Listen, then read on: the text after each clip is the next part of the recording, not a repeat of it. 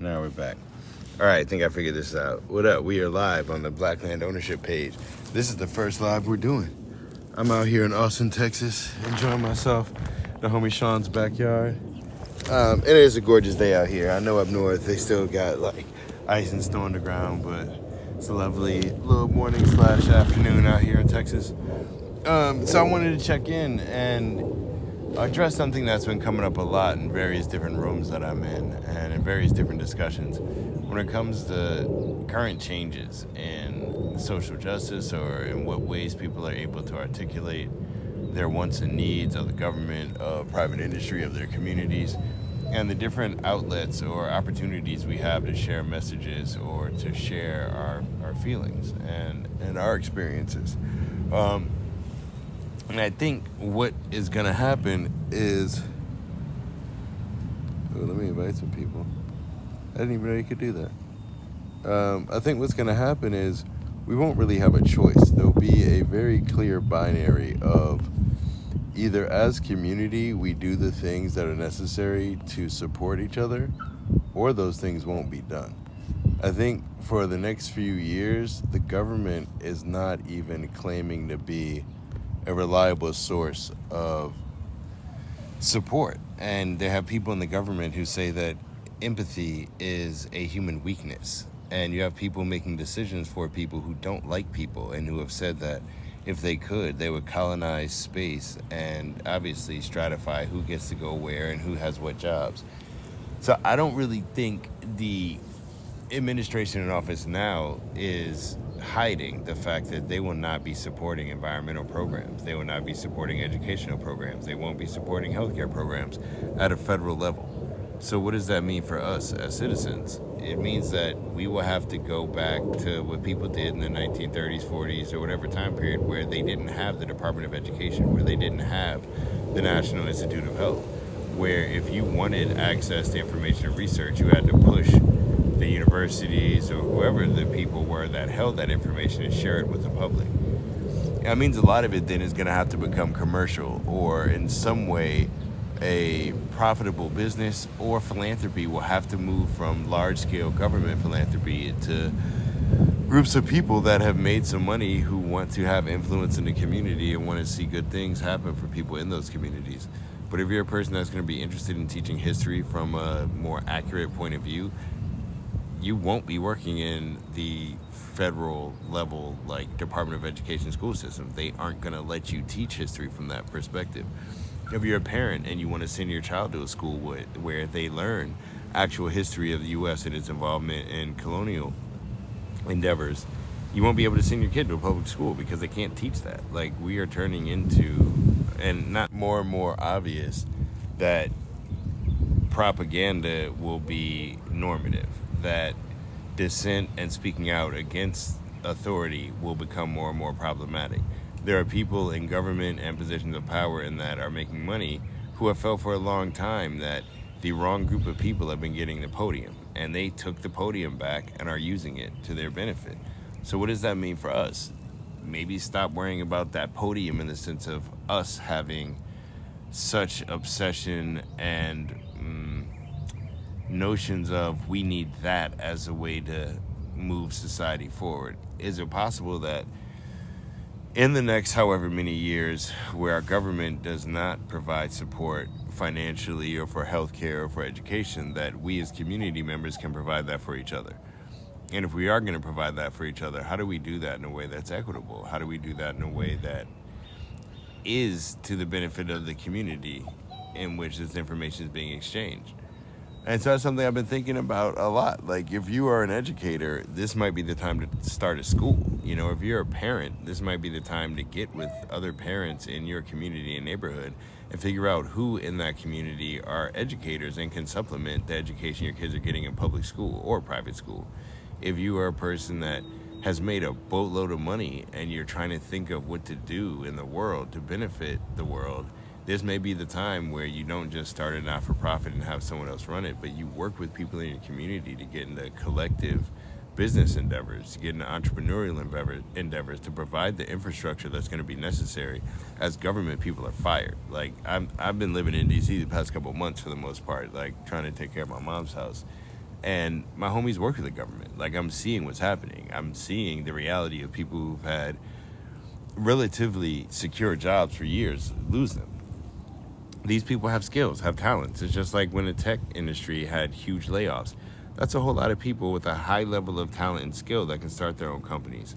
And unfortunately, I think that's what our society is going towards, that most people will have to run their own businesses like people did in the 20s and figure out how to provide insurance for yourself and your family, figure out how to provide savings for yourself and your family. You won't be able to rely on some of the programs that have existed.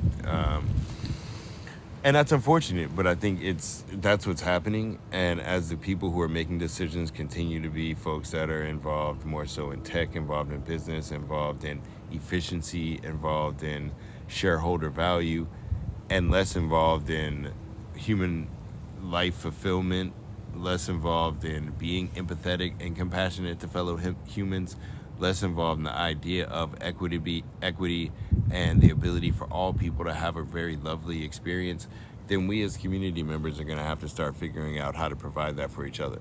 And that's not an easy task, and that's not something I kind of like say lightly, that like, well, yo, if the government won't educate us, then we have to do it for ourselves. But that's also been part of the program from the time that I was young. As a black person in this country, if you aren't engaged in supplemental education, you will grow up thinking that prior to the Europeans coming to Africa, we were running around like animals and that like we were savages, as opposed to knowing that there were libraries in Africa before any libraries got built in Europe, and that the Europeans came to Africa to learn from us, you know, and that we are connected to that lineage as American folks of African descent. If you go to regular school, you'd be told Columbus discovered America, and that, well, and you should ask the teacher, well, how you discover something when there are people there? Because there are people here. And the teacher, you know, probably going to get mad. He's supposed to have supplemental education to say, you know what, your teacher's not going to know how to answer that question, but let me explain. A, it's possible that other groups of people came to the Western, quote-unquote, world prior to the Europeans, and that there may have been African presence in the Caribbean and Central America, South America, or North America way prior than thought. And to go deeper into, well, the colonial reality of Columbus and all the other conquistadors. But most likely your teacher won't be able to do that because in public schools they can't teach real history right now. I find it interesting that the folks who champion free speech stop the free speech of certain groups of people who want to teach the truth of how America was formed. So if that's happening, that means that we will have to send kids to private schools, or we as educators will have to provide free forums for young people to learn about accurate history. But something will have to happen to account for the fact that the kids aren't going to get it in their public schools. And take that to every level. If you are a doctor or a physician or a medical professional, if you look at the consolidation of healthcare and what's happening with kind of medical groups being bought by financial institutions, then you already know which direction this is going and where you won't be able to choose what patients you see. If you are in need of medical care, you already know what's happening as insurance changes and consolidation happens in every field. So it means there will have to be medical professionals who have had high level experience and understand how the industry works that start their own small practices and lobby for that and like push the government to enable that.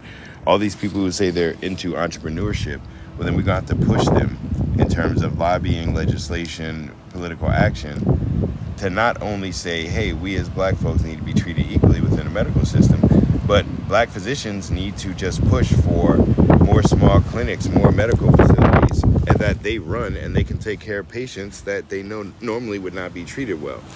And we're going to have to be purposeful. I mean, the funny games of the shiny suit rap era, but for professionals where, you know, you make a bunch of money, man, the wind is something. Whereas professionals, you make a bunch of money, and once you make your money, you just go get nice handbags and go on vacation and get like a second house. That era may be over in the sense of if you want to contribute as a person who is interested in ending oppression of other people. Before it was kind of easy. You do your $1,000 a year donation, you post your good things on the internet, and it seems like the world's moving forward okay. But we might be in an era now to where if you have a skill set that's important, like whether you're a doctor, an attorney, an accountant, sanitation, someone that knows how to build machines. We might need you to actually now not go on vacation all the time, and you might have to be in the cut working with people, teaching them how to be what you are. Because the government's not going to do it. If you were interested in retention of land, we don't have to teach the next generation how to hold on to these properties. And as we see consolidation and density being pushed, that means more people in apartments. That means more people not owning the property on which they live. That means more people being basically at the behest of groups of other people that don't even live in their community. So what can we do to own land if the government's not trying to help educate you on how to do that? Not trying to educate you on how to be able to grow your own food. I saw I'm not going to say who they were, but a person giving a presentation about AI, and they were asked well, and kind of their premise was that in the future, AI would do so much humans won't have to work. And a person in the audience asked, well, what would be the point of life in 10 or 20 years if we don't have any work to do, or like a job, or like labor? And I thought the premise of the question is off, because humans do work. We like doing things. We like solving problems. That's part of our brain mechanics. But labor is different, where people profit from the work of others in a way that's inequitable. That is not something that AI is going to get rid of at all. And the idea that we have no identity outside of our labor is also a farce. But let's say this guy is correct. A part of me was very interested in this idea as if this is predetermined, or as if we can't decide how the future will end up manifesting with our own individual decisions, as if AI or technology or the people in government are directing history forward. They can actually drive or steer it.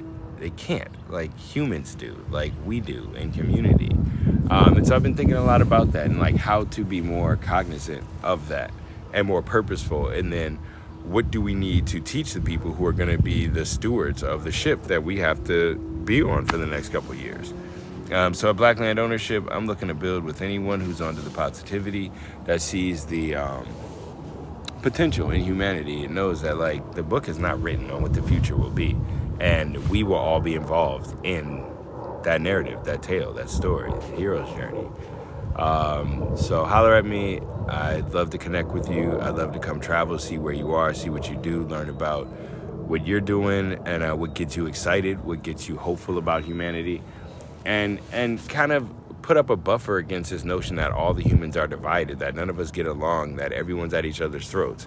I see what is happening out here, but I also see that there are a lot of beautiful people that are connecting and doing beautiful things. All right, so let's spread that love.